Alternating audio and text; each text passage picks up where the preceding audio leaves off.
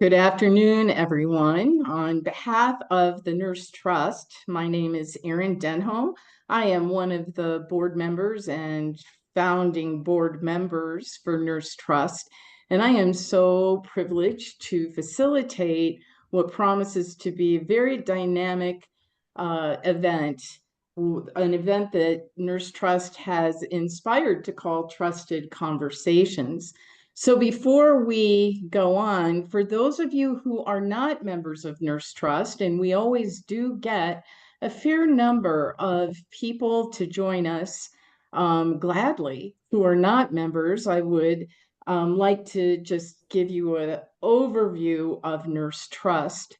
Our mission over a number of years now has been polished to concisely discuss the willingness to inspire and enable nurse leaders to grow, collaborate, and transform health equity, and healthcare. And I would just add very quickly that one of the things that we think Nurse Trust differentiates us from other professional nursing organizations that we support is that we have all domains of nurses that are coming together to collaborate. So there's academia, operations, and the community. Our vision is that we will together amplify nurse leaders' impact on health equity, and healthcare. So, one of the things, first of all, if you are not a member, we would love you to become a member. If you are a member, we'd love for you to join a committee. We have a number of committees as noted on this first page. Communications, our fellowship, which is a pay it forward emerging leader curricula for people that aspire to develop their leadership skills. We have fund development, governance, membership committee, and then we have our annual program that we reference as the summit that is coming up very soon. We also would love, after our time together this afternoon, for you to send any ideas of individuals that you think we would really benefit from a session with Trusted Conversations. I would mention that, one of the things that we collectively wanted to provide as a service in Trusted Conversations is the opportunity for us in a confidential way to learn from one another. In other words, be able to bring in dynamic speakers who not only talk about remarkable things that they have done and are doing, but also give us insight into how we can learn from them, from things that maybe didn't go so well as things that are going well. So Trusted Conversations is really a very rich, intimate way to share together our developed progress as a singular voice for nursing. So let's talk about the annual summit that is coming up. If you haven't registered, please do so. It's right around the corner, March 23rd through 25th in Charlotte, North Carolina. We have an incredible program coming up. And I would ask that you go to our website to look at the agenda and all the wonderful things that are coming. Next slide. Hold on.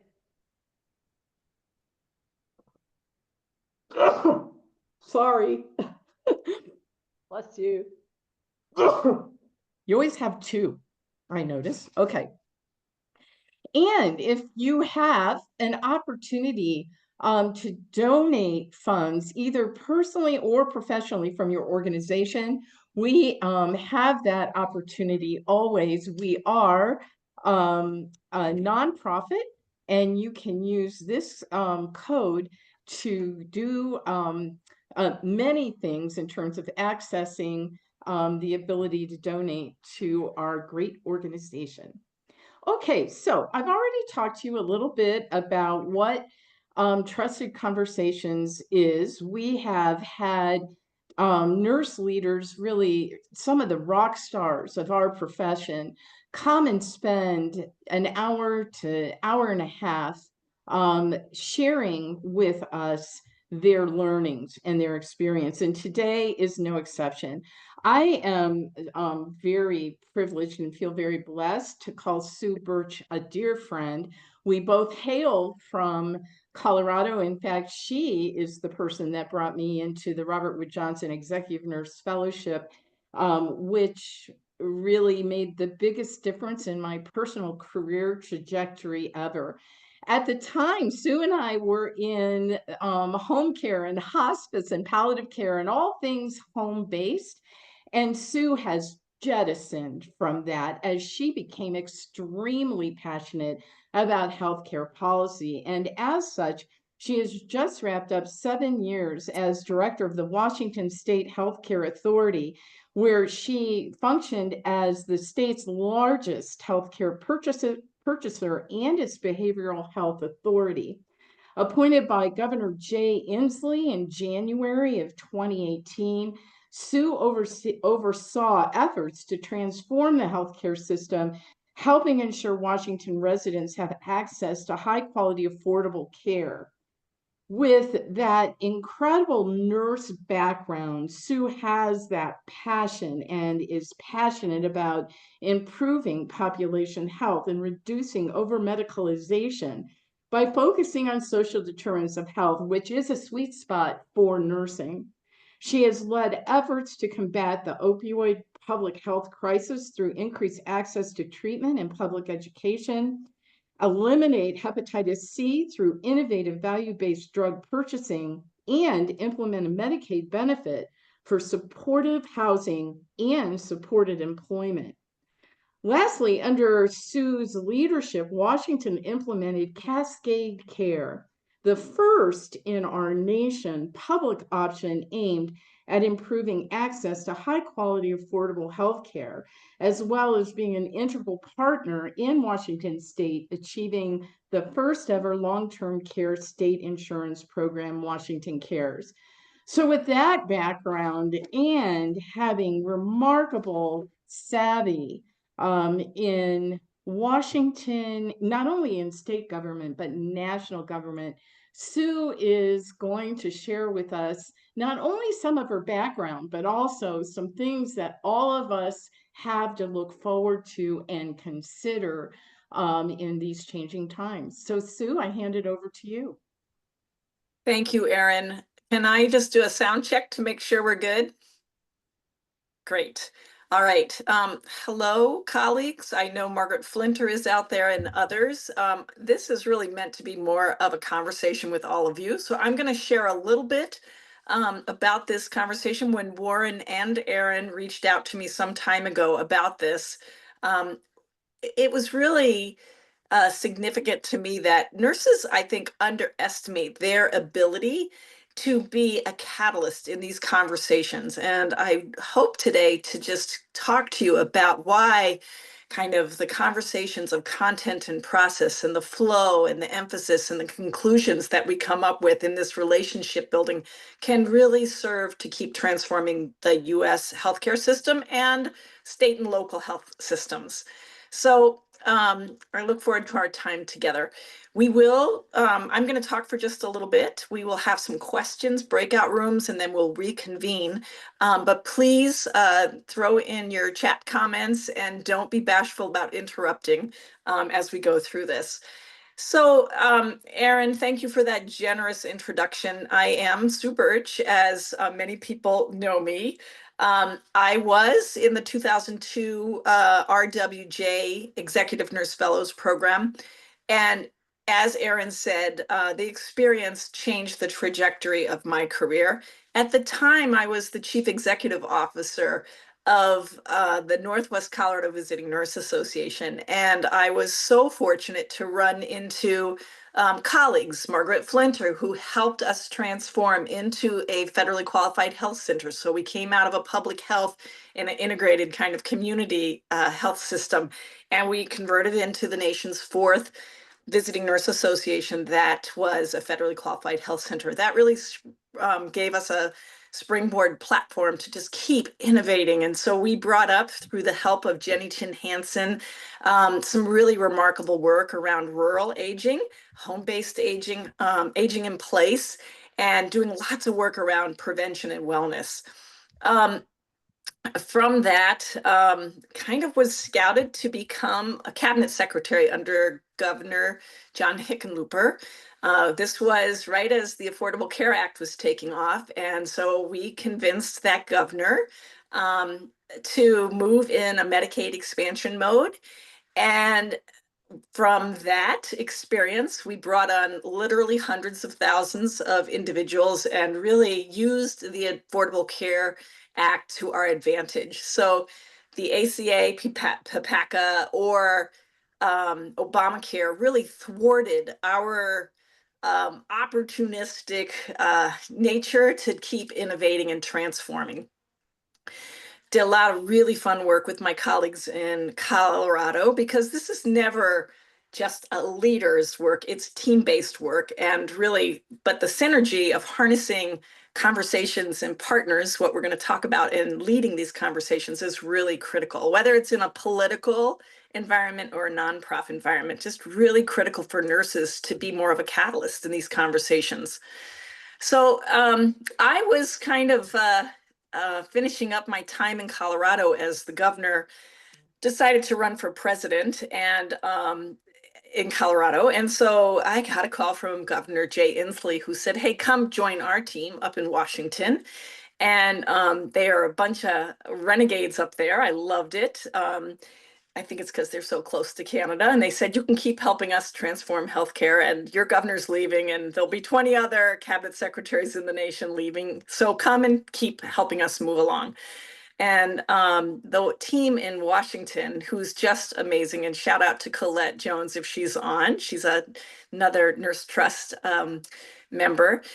We're doing remarkable work. So I have spent the last 6 years really having the honor and privilege to work alongside other amazing nurse leaders, Kathy Davis up at Multicare, as well as many others, really kind of moving the state in a progressive direction towards health transformation. Most notably, amongst some of the things that Aaron brought up, we also led the work in the nation to do Medicaid continuous eligibility for kids 0 to 6. And I believe we now have 6 to 8 states that are secured with that work, where they keep kids on Medicaid up until either their 3rd birthday or their 6th birthday. And we're really proud of that work because we think it's really critical for their health continuity, but also for their social well-being services that should flow. So that's a little bit about my background. I am a mom of 3 amazing young adults. And I most recently decided, when Governor Inslee finished up his 12 years in Washington, to return to my home in Colorado, because I'm a new grandma, which is really exciting. So the conversation today: why does all this matter that nurses get into the mix? And what should nurses be doing to really move these conversations? And I remind you guys that we remain the most trusted profession for so many years. I remind you guys that we have deep abilities to listen and to strategize, to frame things. We are relationship builders. We are amazing with our storytelling. And one of the things I really want you to embrace is that we know our stuff. We usually know the content of what we're talking about, and then we, for whatever reasons, have the ability to move the process. And if you don't know what I kind of mean by that, I'm going to give you some examples. One of the things that I was most proud of in Colorado was we really anchored the whole LARC movement. The LARC movement is the long-acting reversible contraception movement. So one day, 2 women came in to meet with me. They wanted to have a conversation. I thought, what was this about? Kind of thought, what's their agenda? We always are like, when I have people coming in my office, typically it's like, well, what are they here for? This one was tricky, though, because they were kind of sent in anonymously. They wanted to talk about kind of abortion rates, reproductive health, and the importance of having kind of more decision making. So Colorado and St. Louis became the beta sites, and we learned years later that it was Mr. Warren Buffett, in honor of his deceased wife's and her foundation, pumped in $35 million into the state to help us move the LARC movement, the long-acting reversible contraception. This involved many, many, many very difficult conversations. No matter which side of this issue you are on, it was really important that we had conversations. So again, back to that first lesson I want you to take away, we really had to get up to speed on the content. So for example, I had no idea that these devices are quite expensive. These devices needed kind of more available inventory. I had to learn about who the manufacturers was, and it wasn't just me, it was my entire team and several other state agencies. We had to really up our game about LARCs and learn about this more modern way to do birth control. And we also had some really harsh learnings about, wow, 80% of the OBGYNs and a lot of the reproductive health nurses at the time, the certified nurses, were still recommending condoms and birth control pills. And LARCs are so much more efficient and useful. And we had to lead this whole movement around kind of educating the public about what these things were, how they were available. All sorts of conversations with elected officials, some who were like not too excited about this, felt like this was abortifacient, some that wanted to just move forward very aggressively. We had to talk to stakeholders. We had Planned Parenthood. We had to have so many conversations. And so we controlled not only the content and learning with others, and we really had to also understand politically the issues on both sides of the aisles. And whether you are an R or a D or an I or whatever you are, or a G, it's really important that you be able to flow in these conversations. And it's really important also to understand that, especially now in this time, our more conservative side of the aisle is into less regulation. The Democratic side of the things is into more regulation. And these things come into conversation. So as far as the content and the process of these meetings and conversations, you really need to be thinking and strategizing. We were very successful in Colorado with all these conversations because we controlled for a number of things. First off, we had to say to some of our very left-leaning extreme progressives that they needed to stop wearing all the LARC jewelry. They had actually had jewelry made, and it was really upsetting our more conservative Republican side. And we said, that's not helping in these conversations. We need you to back off. And I just tell you this because these stories, these little details matter. How you choose your words really matter. How you set up the folks at the table, who's in that room and the conversation and how it's going to flow. You need definitely some thought process about being strategic and where you're going to create emphasis and control that flow. And again, I think nurses are particularly skilled at this because we are good at bringing in all these elements. And we also understand the importance, the need for these elevated conversations. And we're sophisticated oftentimes in this role of being a catalyst. So I use that as my first example because, again, there were many, many conversations that had to occur with all sorts of constituents. I remind you that the financing part of this was really key. The re-education of doctors and nurses was really, nurse practitioners. Nurse practitioners put in more LARCs than any other profession. We had to reach out to the public. We had to deal with school districts, all sorts of entities that were struggling with what are you guys up to? It was a huge success. Both St. Louis and Colorado data showed that it really dropped our teen pregnancy rates. The work was replicated in Delaware. It has moved around the country. Most notably, it's up in Washington. One thing that we learned up in Washington, though, when another foundation picked up this effort and dumped 65 million into that state to really focus on reducing teen pregnancy and enhancing these larks, we totally underestimated reaching out to our religious communities. And so there are a predominance of religious-based hospitals in Washington, and they reacted very strongly against the LARC movement up there. And we didn't control for enough conversations to help them understand that this was not in the arena of abortifacients. And in fact, by limiting their employees from discussing reproductive health needs was really a disservice to their communities. So you're always learning, you're always backing up, you're always adding to kind of that evolving content of what our very complex challenges are.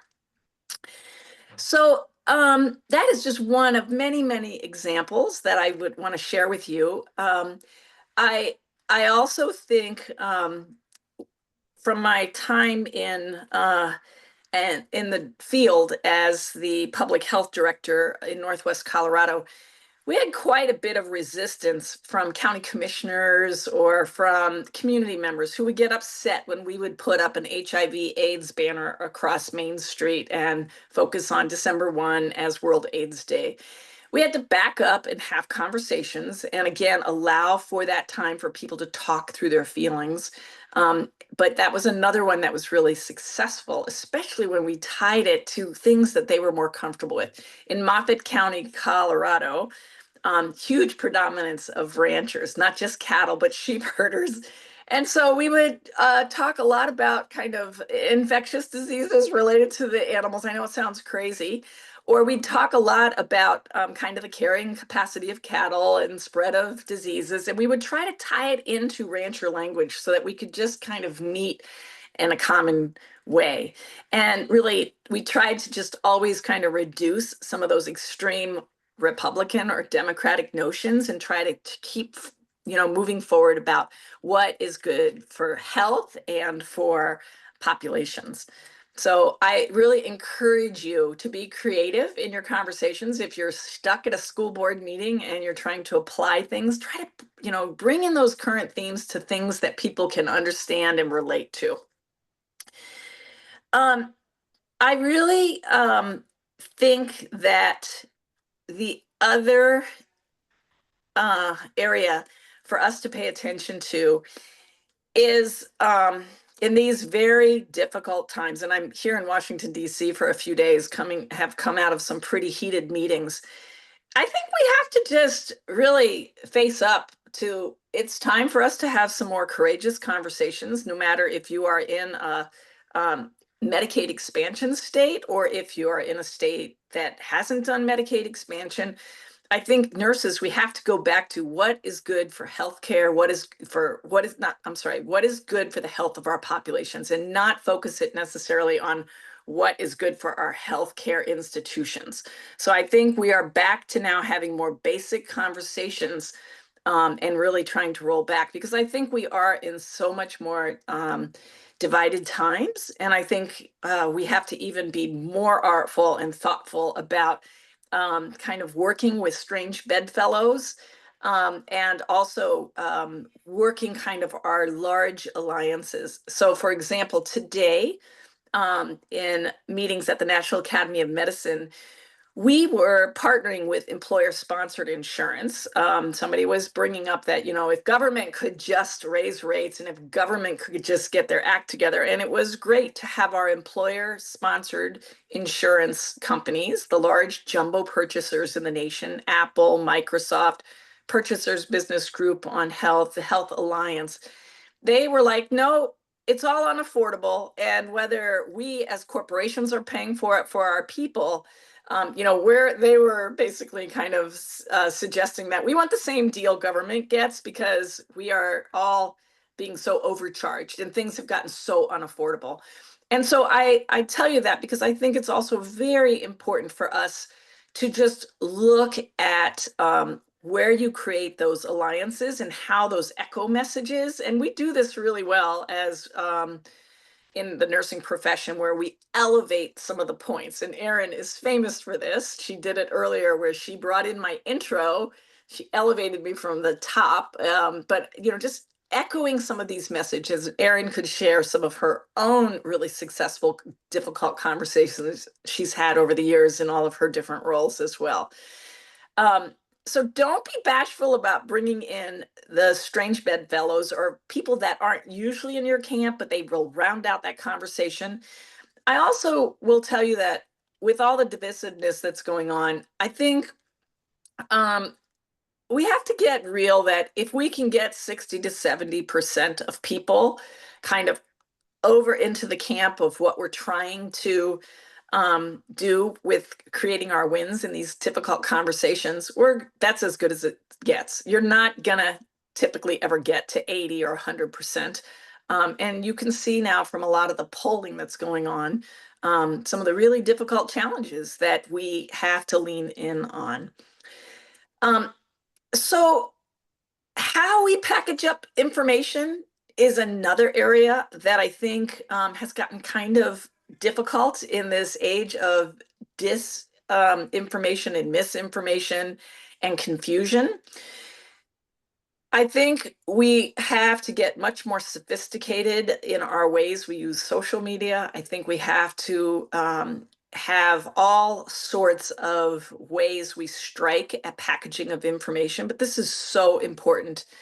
I'll also remind you that developing key messages, we have to be really mindful about the critical kind of succinct messages that need to come forward, and we can't get lost in the deluge of information. And I know right now there's so much rapid fire flooding of content that's out there.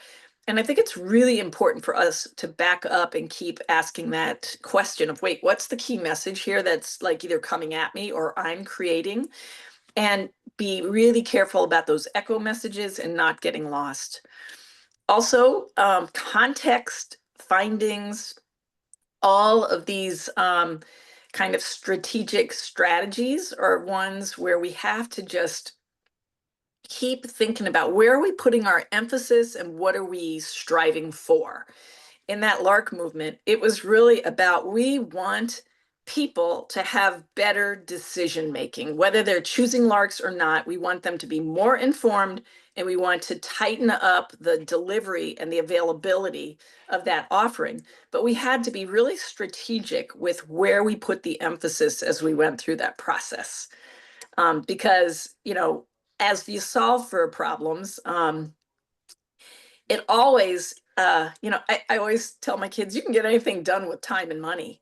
But when you don't have much time and you don't have a lot of money to get things done, you have to be really strategic.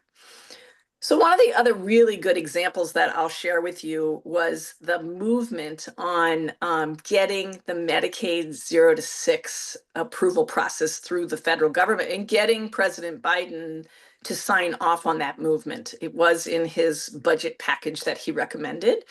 And we've seen just enormous replication and escalation of this issue, whether it's in your state or not yet.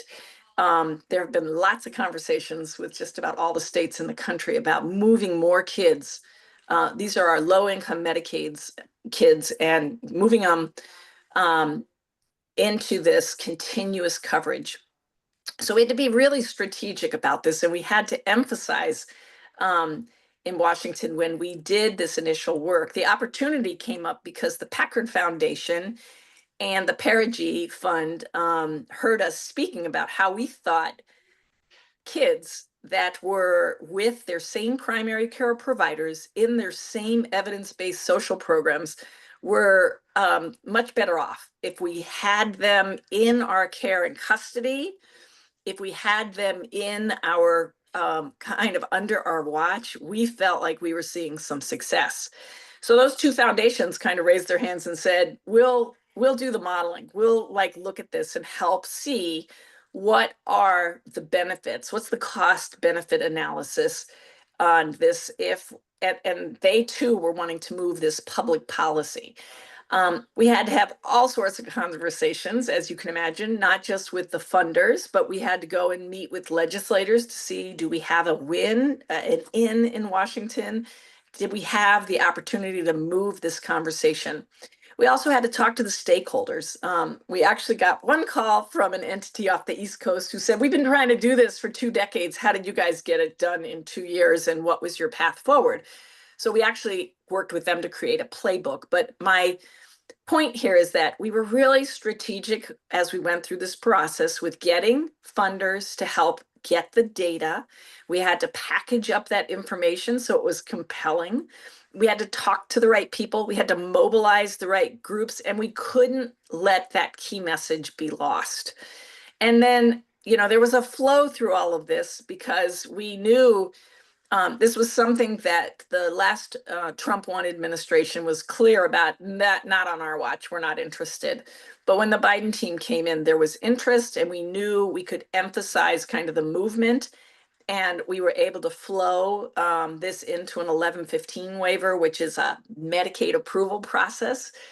We were very proud that our Oregon neighbors went first. They called us and said, can we go first since our waiver is under review with the federal government? And we said, absolutely. But we had these conversations with all the powers to be to get this major national public policy in motion for kids.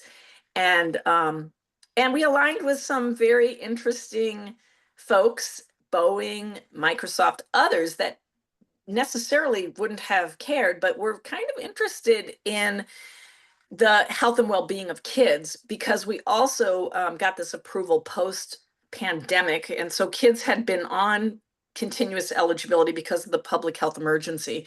And as we were seeing more stress on the system with behavioral health from kids post-COVID, there was kind of a real awakening of it's time to do more for kids. And so with that, we had success in a multitude of conversations, and were able to really prove the case and to just move that issue forward.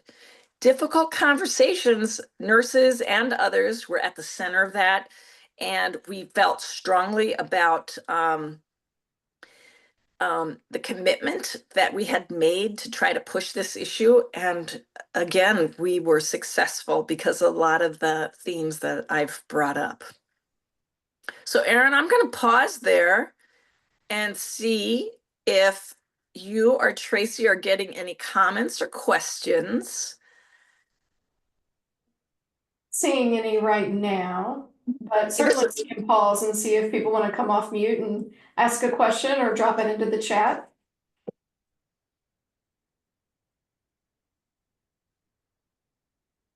And Erin, I am blind to chat, so you and Tracy have to kind of talk me through that.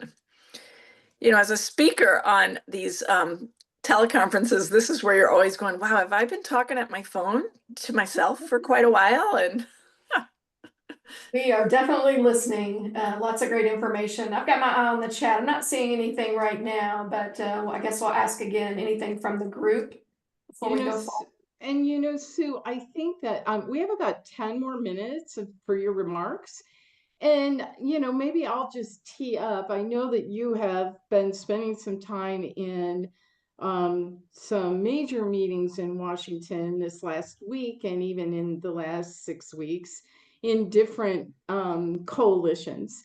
And wondering, how are you finding the tenor and the opportunity to transform what we've had to something different that really might be fantastic?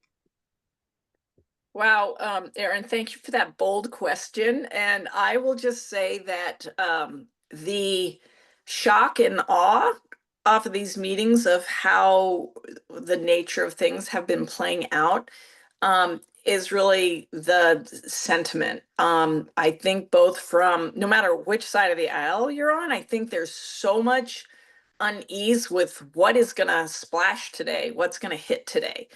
There is absolute alignment and agreement that this could be a moment in time if the system comes down as hard as people think it will.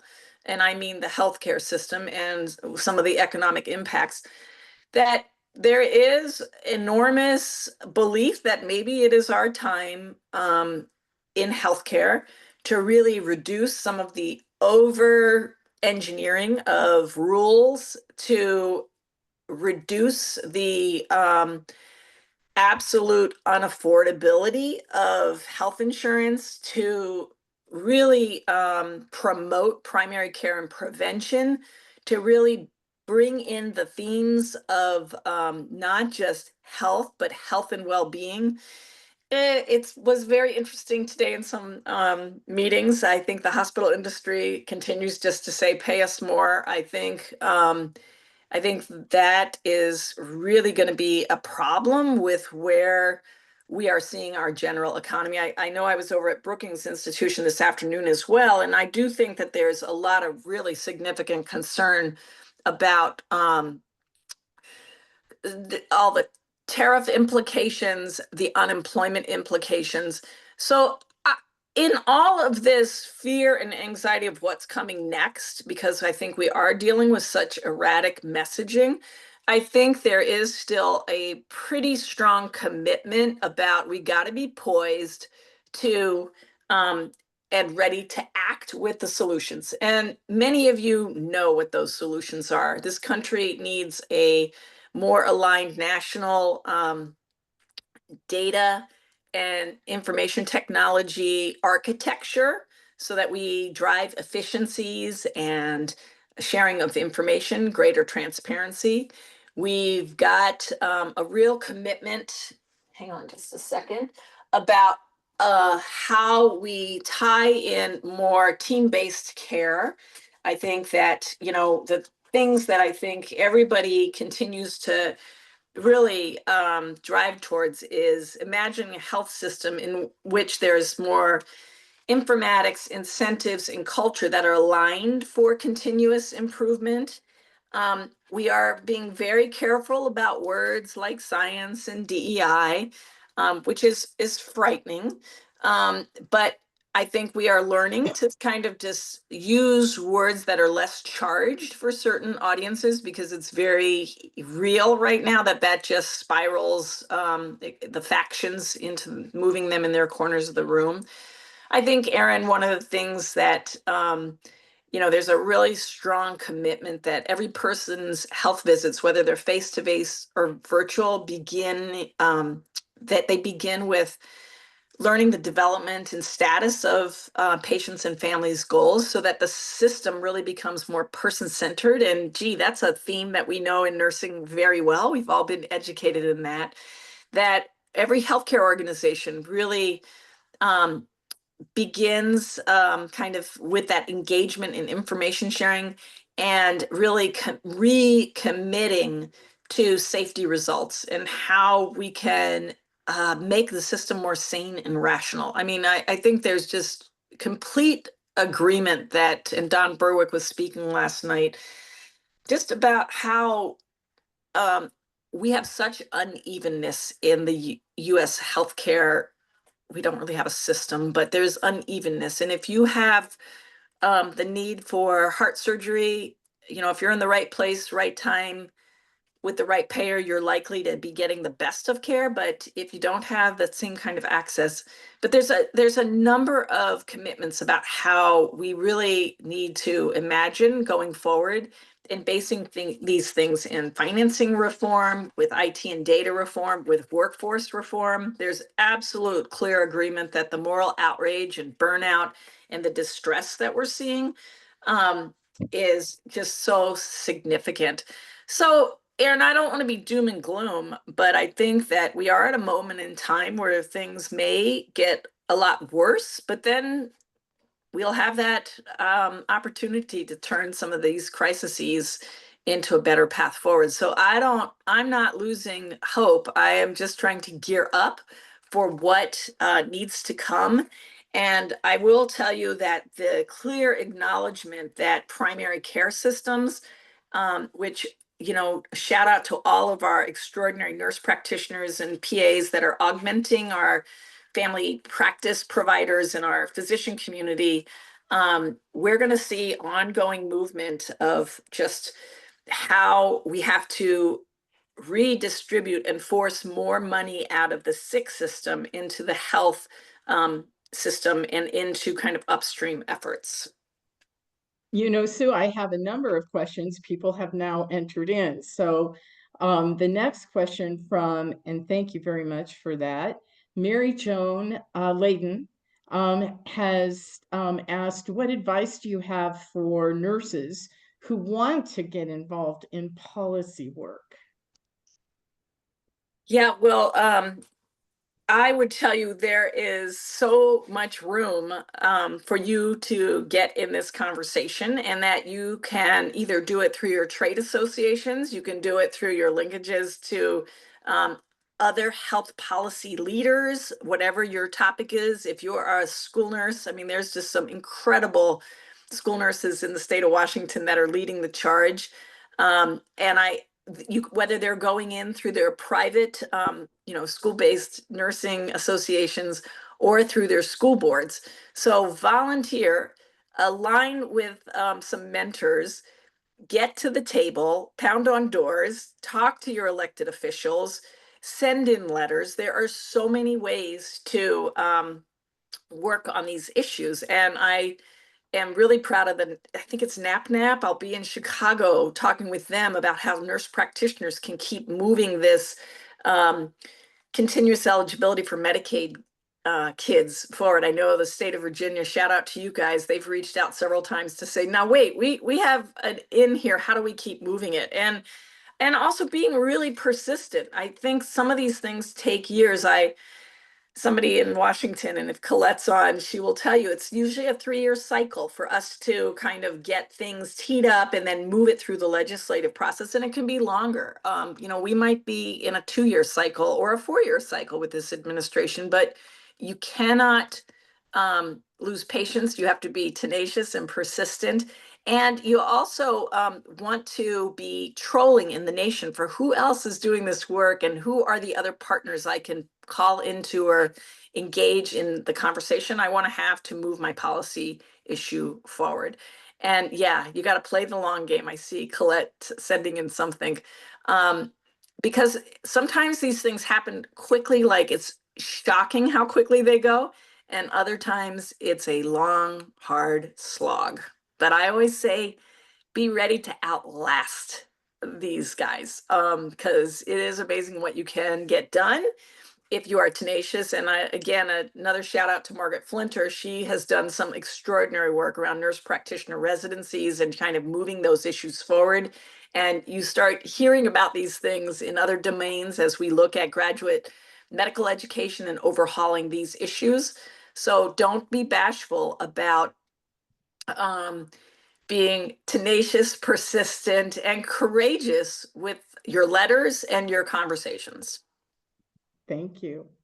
From Melanie Loke, it's impressive work and very inspiring. I am hearing you say that we need to talk about the health of people and refrain from party identifiers and be cautious with trigger words and such. Do you think people are still engaged and listening when it comes to health?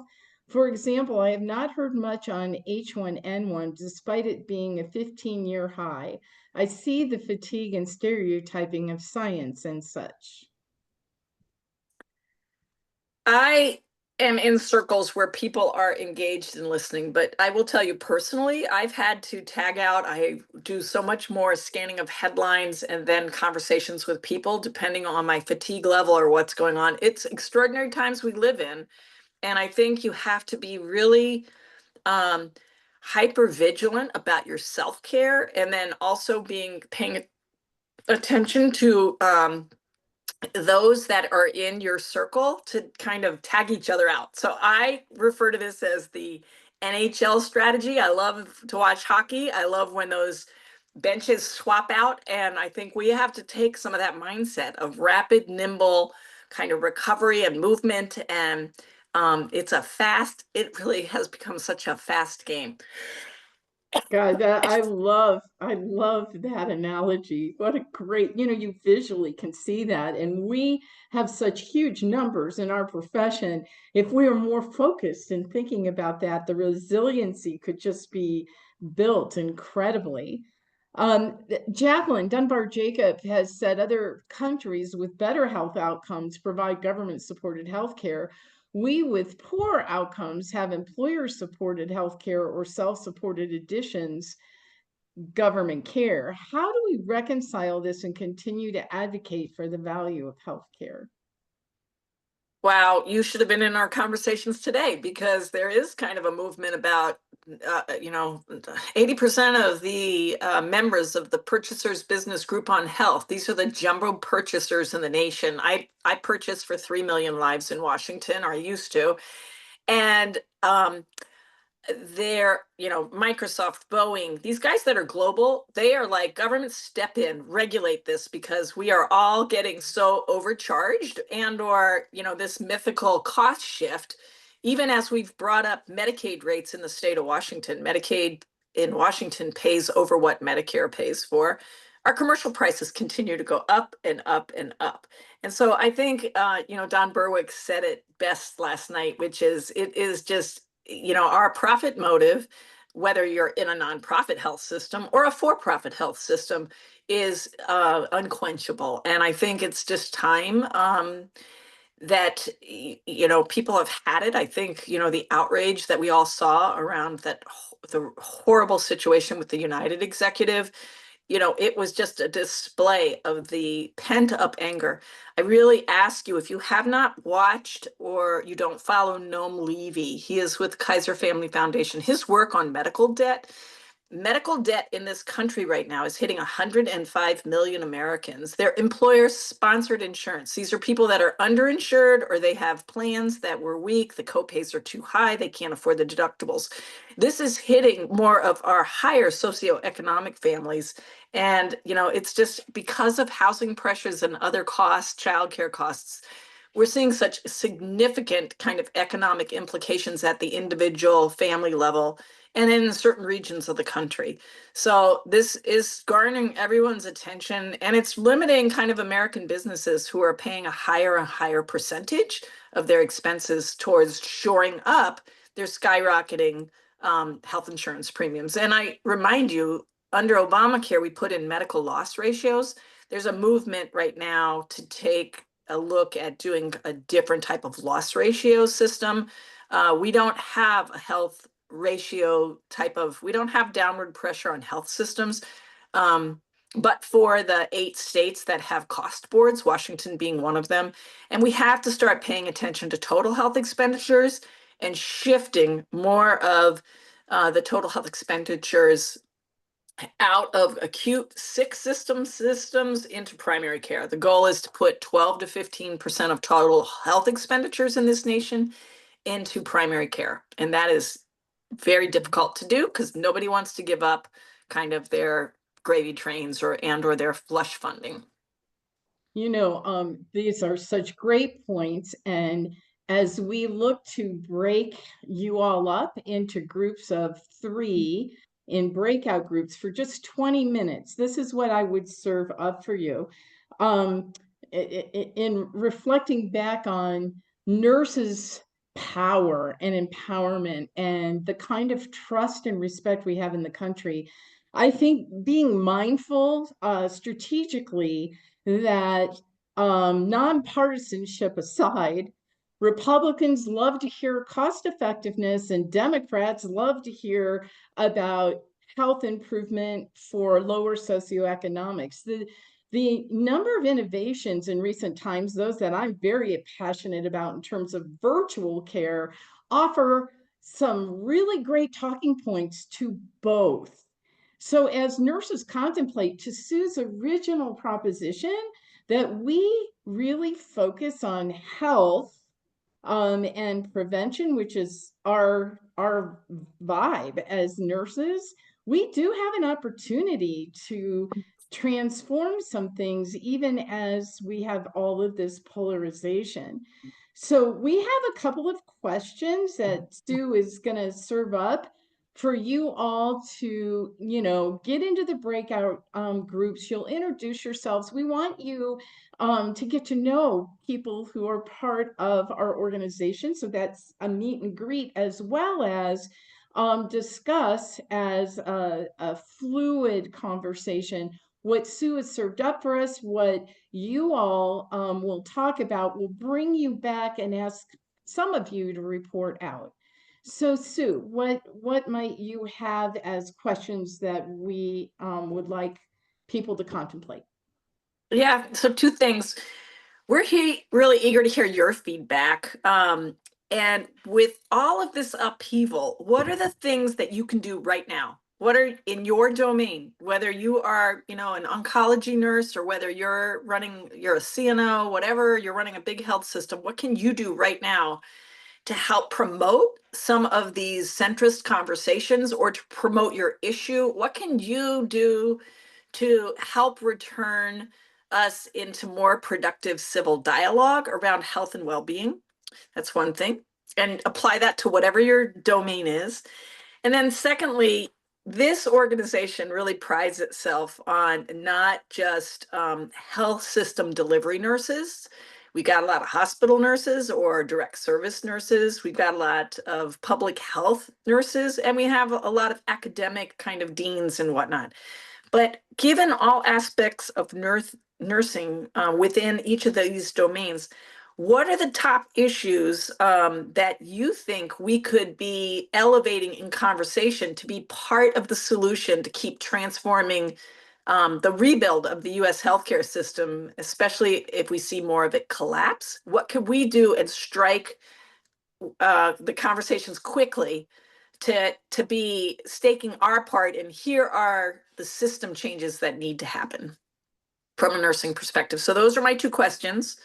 And we look forward to hearing back from you as you all have some conversation. And you can also add to anything you think has been successful in what has helped you have rich conversations or move your issues or to reduce kind of some of the divisiveness that we have all been experiencing.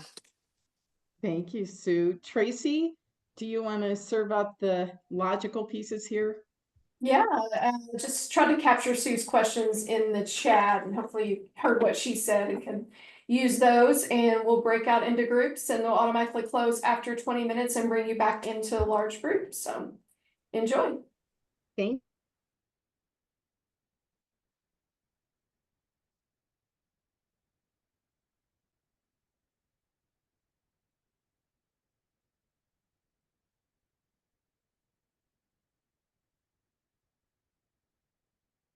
Well, okay, we've got the recording going again. Sue, why don't we take each of the questions you served up and see if we can have some folks tell us what they've come up with. Yeah, I would love to hear what are the things you're thinking you can do right now to elevate nursing's voice or your area of love in healthcare. What can you be doing right now to create more civil discourse and to advance on your kind of strategic efforts?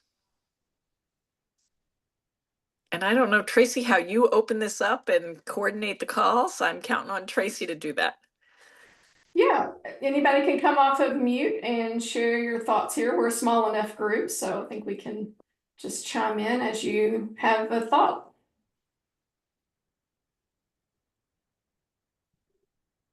Go ahead and offer up some comments from our small group. I'm Debbie Swanson, and I retired 2 years ago from public health, and our group included three of us who have all retired from our full-time professional nursing work, but we came to the conclusion that we might have left the jobs, but we'll never leave the movement, and we're going to have to be lifelong advocates for nursing. Offering up our expertise and our wisdom and staying engaged, though maybe not at the same level. And also that in retirement, we have new voices, either new interests, or we don't have the same constraints based on our high-level jobs that we had to always be concerned about when advocating with members of Congress or legislators. And Debbie, I just want to say that Mary Wakefield and I were talking about you today, saying, boy, maybe we should find her and put her to work. So Yeah, I love that you will continue to be an influencer and shaper. I love that people volunteer and have that courageous kind of movement of we can create impact in different ways. So don't you feel like retirement can slow down anybody? And I really think it's important as we see openings for new committee assignments or new projects that are taking off, there will be a new National Academy of Medicine report out on the evaluation of future of nursing, which is going to be important for us to weigh in on. I was telling Erin in our breakout too that there is a new article out in the February Health Affairs, and maybe Tracy can circulate this out. It is by Don Berwick and a cast of characters. The title is From Laggard to Leader: Why Healthcare in the United States is Failing and How to Fix It. And it would be great for nursing to just, I mean, as we read articles, it'd be great for us to respond. We can post things, social media. There are all sorts of ways we can keep contributing. Oh, there, that Tracy Tucker, she is so good. It's very hard to live without an assistant. So thank you, Tracy. I think it would be great if Jackie Dunbar Jacob would to tell us about the paper that she said she and a statistician have just published. Jackie. Okay, thank you. So this is all in the interest of advocacy, and as Deb mentioned, sort of the freeing experience that you get with retirement, where the rules for constraint are not quite as firm. So statistician colleague and I from the university published a paper this month in Outlook on state health and nurse practitioner level of authority. And it's data that's collected and reported annually and has been for 35 years by United Healthcare Foundation. And it is on population health of the states. And they have, I think most recently, 88 different measures. We looked just specifically at selected health measures. So we found pretty robust association between states that were high in health outcomes versus low in health outcomes, and the level of practice authority, full, reduced, or restricted, across the United States. And we found no difference in states that had reduced authority or restricted authority. So whether the nurse practitioner worked in collaboration or under the supervision, didn't seem to be associated. It didn't seem to have differences in how their associations fell out. There were significant differences between full practice authority and not having full practice authority, and certainly favored full practice authority in the health of the states. So we published that, and I sent a copy of that to some colleagues who are in the state Nurse Practitioner Association. We in Pennsylvania have reduced authority, so need to practice in collaboration, and a bill advancing full practice authority has failed in the legislature for at least 8 years now.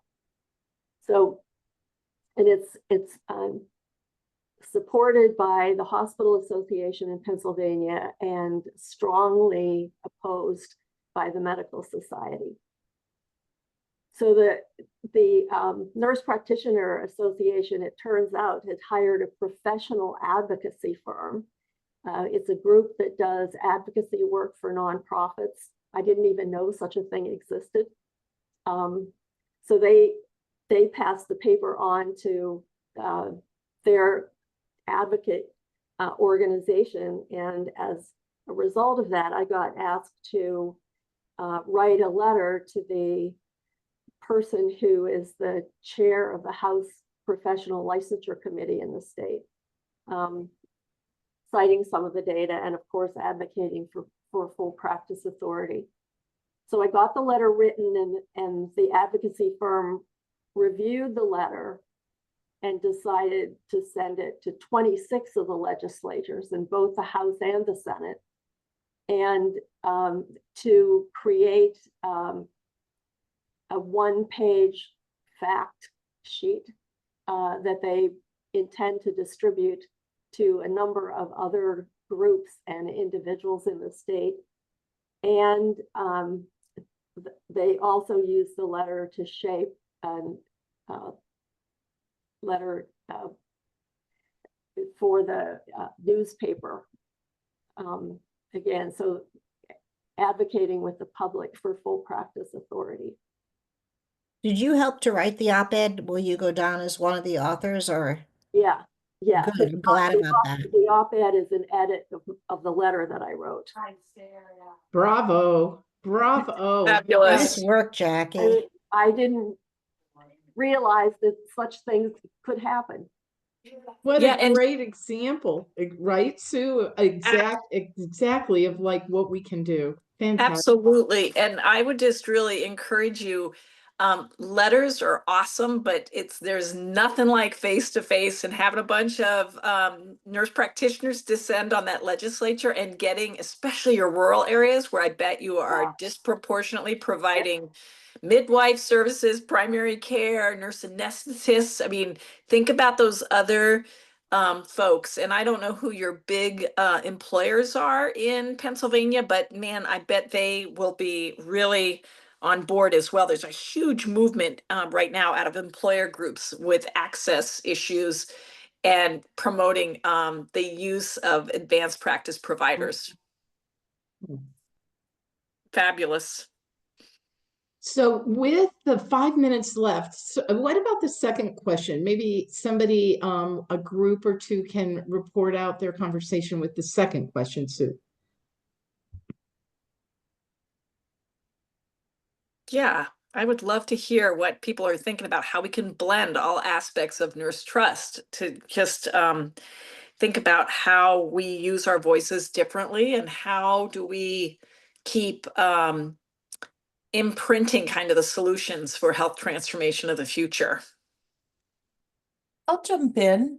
On behalf of Lois and Stefan and I, we were talking about cost and how critical it is to keep your eye on the cost, and that nurses understand this, right? We understand how many supplies we're using. We know how many nurses we're staffing for the day, whatever, depends on the setting. But nurses really have an understanding of how critical it is to use the foundation, all the basics, right? Washing your hands and how that goes enormous ways. It's not a magic pill that's going to fix the issue. It's really good routine basics and empowering nurses to share that. The other conversation that I thought was really helpful is looking to artificial intelligence to reduce the burden on nurses and open up our time and ability to really do the good work that we do rather than the nitty-gritty documentation that might not need that level skill at all times. Knowing that there's a lot of fear about AI, how do we understand it better? How do we marry that up to use in the healthcare settings and protect where we need to protect and understand what risks there are to navigate? We talked about it's not an all or nothing. It's not all AI and no nurse. It's a blend of using a nurse brain where we need a nurse brain to verify. We were talking about what it would look like to have a nurse come walk into a patient room and have the AI be programmed. Oh, nurse entered the room at this time, and have a checklist of these things were done. And then the nurse going back to verify, yes, in fact, that did happen, or no, that's wrong. Let me fix that. So that it's easier for a nurse. It spends less time. Think of all the cost reduction pieces here. I think it was a fascinating conversation we started, and I'd love to see more conversation around AI in this forum. Thanks. Nice, good. Thank you, Colette. We need more recommendations, so thank you for that.